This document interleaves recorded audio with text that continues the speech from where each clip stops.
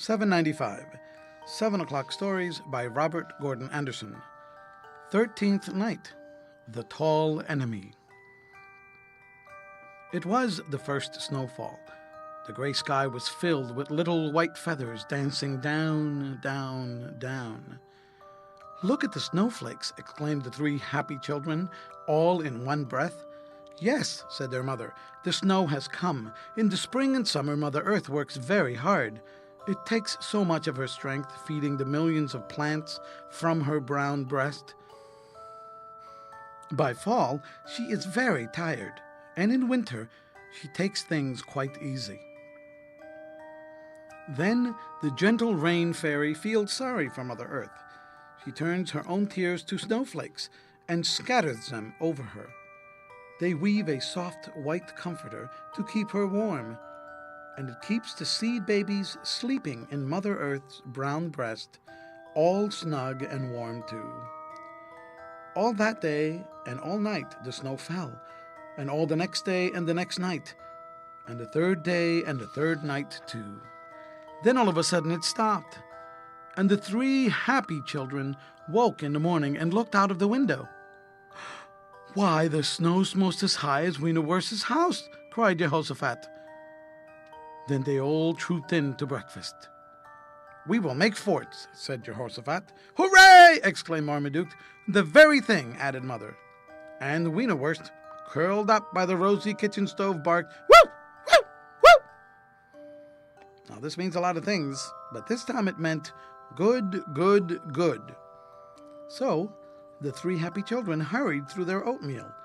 They hurried so fast that they had 3 little pains. Jehoshaphat had one right under his belt, Marmaduke one in the center of his blouse, Hezekiah one under her little red waist. Mother came in from the kitchen. She looked at the empty bowls. "What? All gone already? Look out, or you'll each have to take a big tablespoonful of the yellow stuff in that bottle." There it stood on the kitchen mantel. She pointed right at it. They hated it worse than most anything in the world. "I'm all right," said Jehoshaphat. "And I'm not sick," protested Marmaduke. "And pain's all gone," cried Hezekiah. It was funny how the sight of that bottle frightened the 3 little pains away. Mother smiled. It was a funny smile. Then she said, "Now on with your things." Jehoshaphat sat on the floor and pulled on his new rubber boots, which reached almost to his waist. On the stool sat Marmaduke putting on his, and Mother helped little Hezekiah with her wee little ones. Over Jehoshaphat's head went a red sweater, over Marmaduke's a green, and over Hezekiah's curls one of blue.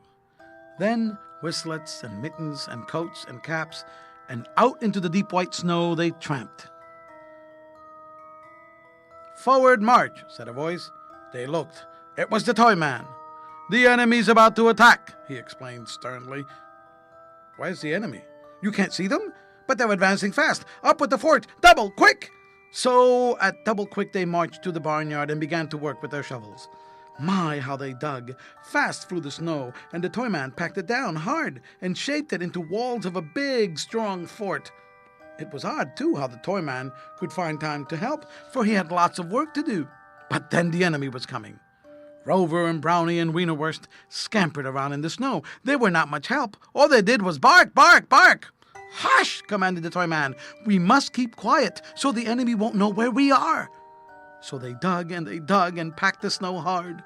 Soon the walls were as high as Jehoshaphat's shoulders, and the fort was all ready. The toy man stopped and said, "Now for the ammunition." "What ammunition?" "Watch."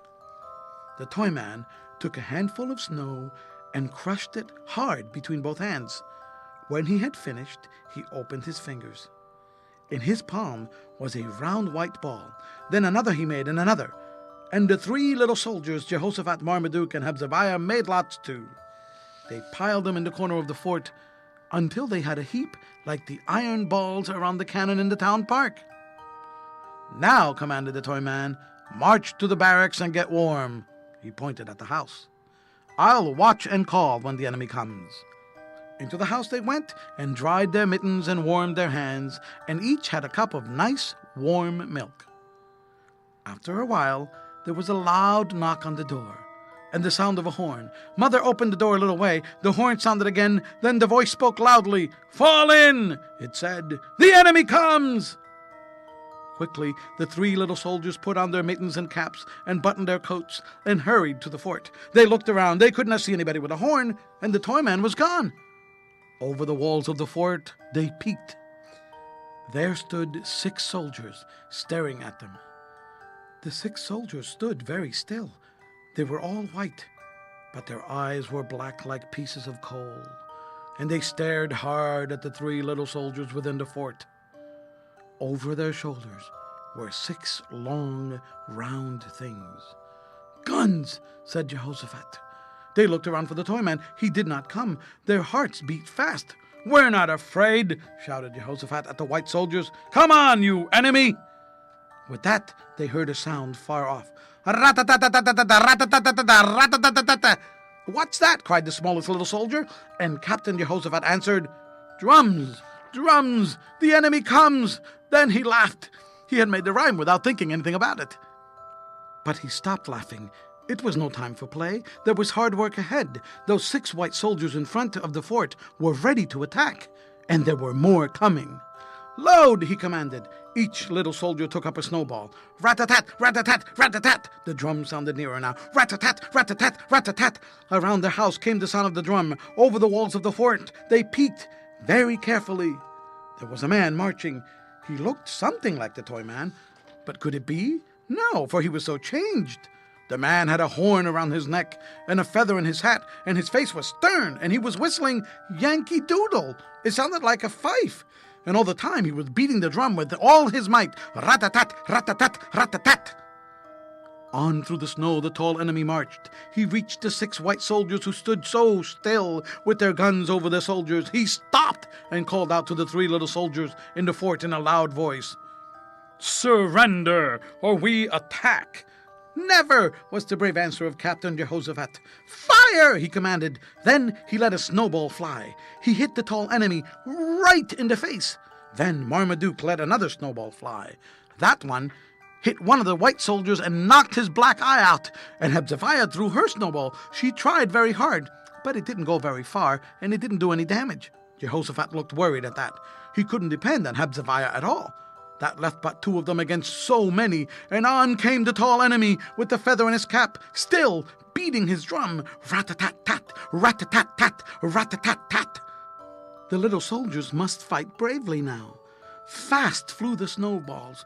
He was very near. Then Marmaduke picked up the last snowball. He took good aim, for it was the last of their ammunition. Then he let it fly. It hit the tall enemy man right over his heart. He fell in the snow. "You've done for me," called in a weak voice. Then the 3 little soldiers shouted and ran out of the fort. There in the snow lay the dying enemy.